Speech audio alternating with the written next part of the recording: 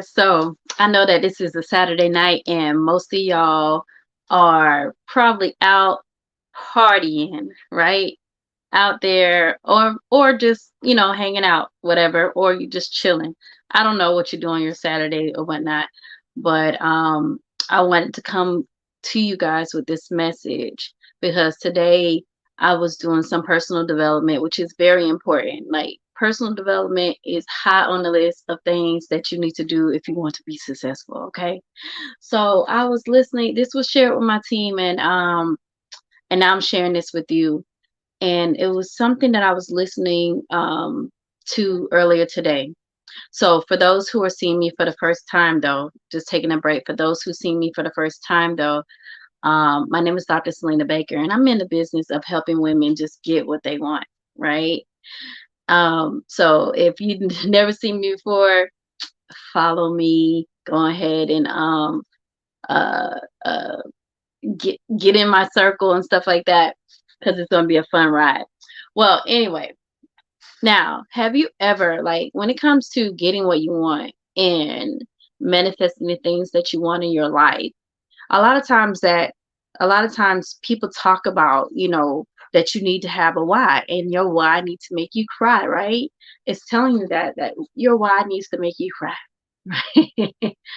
Your why has to be, powerful enough to get you to move, to get you to act and stuff like that.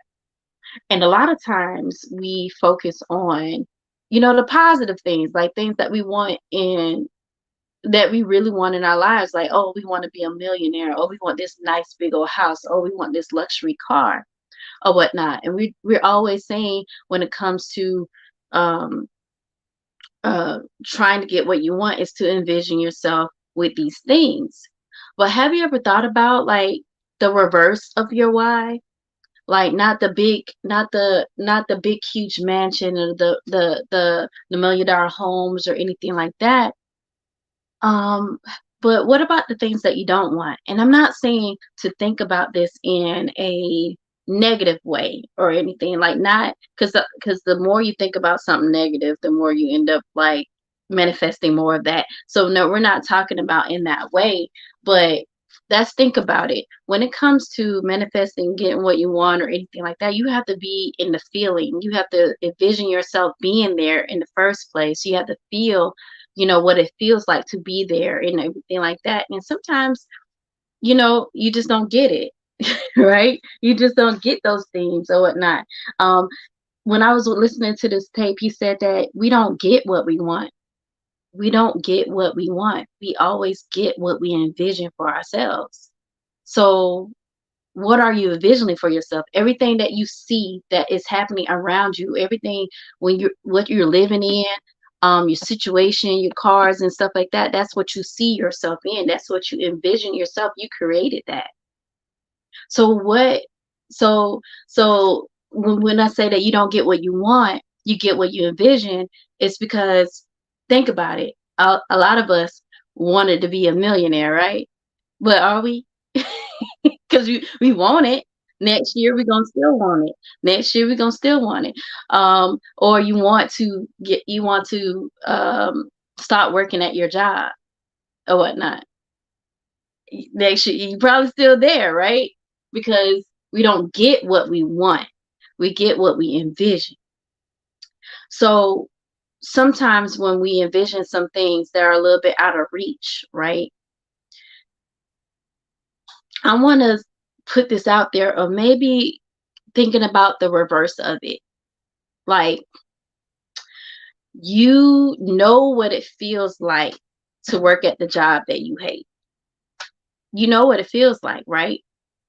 So, what would it feel like not having to work there anymore? So that's why I was saying not to think of, the things that we don't want in a negative way, but think about the positive things that come out of the things that we don't want. If we envision ourselves, because we can envision ourselves to not be in that job because we know how it feels working at that job. So what is the opposite? How would you feel not working there anymore? What are those feelings? And as you envision yourself doing that, you can find yourself Like our brain works so amazing because when you focus on things like that, all of a sudden it your reticular activating system, right? It's a little thing in your brain that all of a sudden opens up your eyes to see all the opportunities and ways you can actually leave your job, or if that's your desire. If you want if you're like sick of not having money, and money is a thing that just really bothers you or whatnot, like, so what is the opposite of it? What does it feel like with money coming in often or abundantly?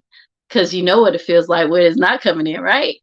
So it's like thinking about those things versus sometimes we go too far out about, what I'm saying, big, huge things. Because, for example, I want a big house, but a big mansion and stuff like that doesn't move me. It doesn't make me get up and work hard to do what I need to do. Those are things are because I don't know what it feels like to live in that house.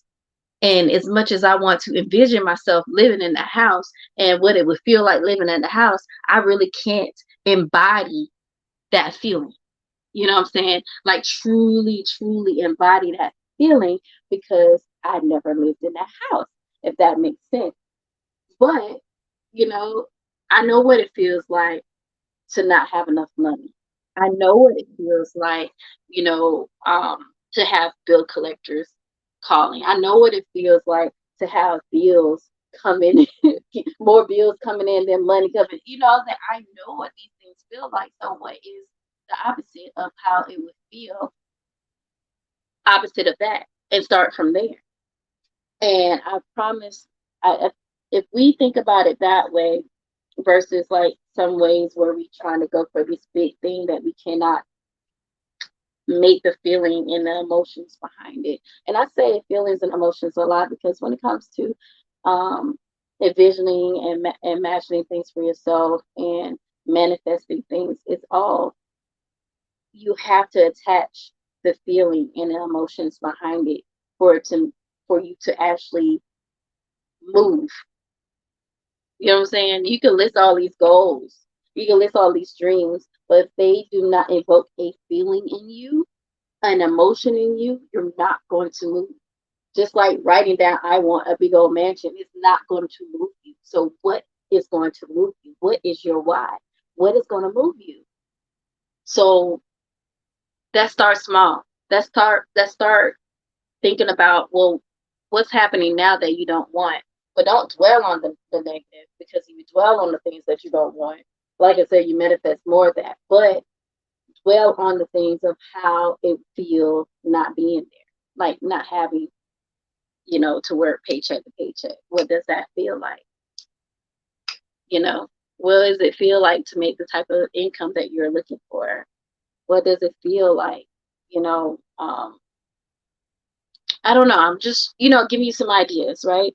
So hopefully this helped. This was something that, like I said, I was listening to this guy. It was an old ass tape, y'all. It was like from, I don't know, 7 years ago. But the information that he was talking about was still valid to today. And it will actually help you redefine your why so you can find the thing that's going to make you work, going to make you get out your comfort zone. That's going to make you, stretch yourself, because staying in your comfort zone is not going to do anything for you, honey. It's all it's going to do is keep you where you are. And next year you're going to be talking about the same old stuff, the same old thing that you was talking about the year before, same thing that you was talking about the year before. Like, you know what I'm saying? Over and over and over, it's a vicious cycle. So what is going to get you out that cycle? Let's start there. Let's start with, you know, identifying some things in your life that is going to trigger you to actually step out your comfort zone and make it happen. So if it's your job and you hate it, that's, envision yourself, or what will you be doing that you prefer yourself doing. Can you see yourself doing that other thing? Envision that. Focus on that. And I promise your brain and God, universe, whatever you want to call it, higher power is going to move things around you in your life that's going to actually, um, you know, make that happen for you one step at a time. So hopefully this helped, guys. Share this with others who may need this talk. If you actually join me in the middle or close to this end right now, start from the beginning, watch it over, share this out with people. And let me know where you listening in from or whatnot. Give me some likes, give me some loves and some shares, because that will actually help the content go out, right?